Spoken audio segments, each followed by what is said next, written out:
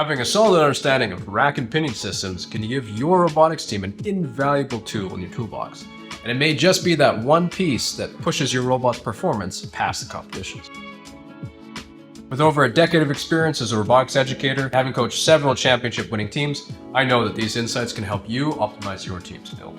In this video, I'll walk you through the steps to construct your own rack and pinion system. We'll also take a closer look at the benefits and the drawbacks of using such a mechanism, helping you make informed decisions for your specific game strategy. So let's go get building.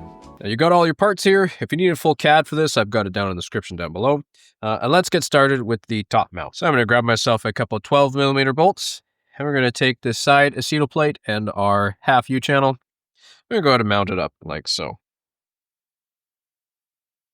We're going to use lock nuts on the other side. We're going to throw one more on the other side here.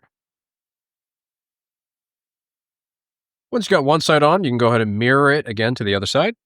Now that you got this subassembly made, we're going to go ahead and actually mount on our servo. Now we're going to take one of these aluminum servo frames, and keep in mind, this is two-sided. So one of these has a little bump, one has the other. We want the servo horn to go on the bump side, and rather than going in like so, we're going to go ahead and go on top at this point. Now, because these rack and pinions work a little bit better in less higher torque situations, I would suggest you use build a speed servo over a torque servo. And then here we can take some 8mm screws and mount it down on all four sides. Once you've got that mounted up, you can go ahead and take yourself a 20-tooth pinion gear here that is made for a servo. I have modified this design slightly to accept the 20-tooth pinion gear because what I have on hand, so you may need to modify that CAD if you have a different style pinion gear. We're going to go ahead and put a set screw in up at the top here. Now, we're going to take our rack and we're going to attach it to a large steel beam. You can choose the length of this that you want, and you can go ahead and modify the CAD so that this acetyl rack is a little bit smaller because maybe you don't need this much movement. Because this is going to be about 30 centimeters of movement on one side. We're going to take two 18mm bolts, run it through our acetyl, and then put it through a lock nut on the other side. Now, the first time I do this, I'm only going to do one side. I'm not going to do the other side right now. If you end up tightening the other side in, you're not going to be able to actually put your rack through your acetyl gear, which is not what you want. You got two options for mounting the rack. You can mount on this side or on this side of the plate. It doesn't matter which one you choose, but keep in mind that orientation is going to matter. So now I'm going to go ahead and place this on through the top hole, the topmost hole in our one-place U channel.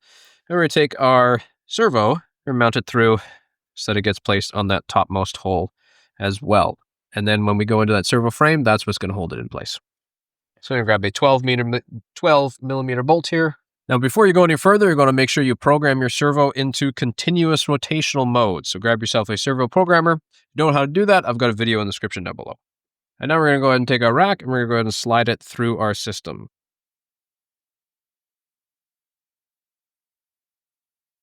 You're probably going to skip your teeth a little bit here until you actually get it mounted through that second point. It can be a little bit challenging to get it through.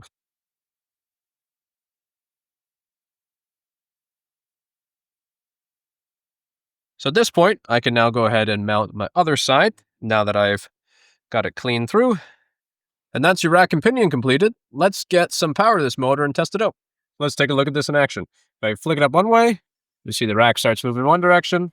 I stop it, and if I move the other way, rack starts moving in the other direction. You may want to consider using a super speed servo for this, because you can tell that a speed servo still doesn't actually move all that fast. You can use this in two ways. You can either go ahead and move the rack along, or you can hold the rack stationary and move the pinion gear. It's up to you, and it depends on what your individual use cases are. Some of the benefits or usefulness of using a rack and pinion system like this is that it's really simple to make. It's not very complex. You've got a pinion gear, you've got a rack, and you can be up and running in about 5 minutes. Be relatively space efficient because this motor does not take up a lot of space, and how you design this rack can be quite a small, thin rack compared to the other systems that exist. You've got really good precision over this. There's not a lot of backlash. To be able to move this forward and back, you're not going to be able to force this mechanism back very easy. And also, provided you've got a decent gear ratio, can provide a pretty high torque application. But the biggest drawback of a rack and pinion system is limited range. Of course, you're only limited to the length of the rack itself. So if I want a really long rack, I need to have a really long support system. And then you start running into these cantilever issues where the longer you get on the system, the more force you're going to be applying at those edge points. Another big issue with this is alignment. As you get further down on here, it can get harder to be able to align your pieces together and to be able to keep them nice and straight inside this system, especially because your seal gear starts to flex. And you can see that it can flex here on this side. But these back plates can really help mitigate some of that. Another big issue with this is if you don't provide some back countering force, it can fall down due to some gravity.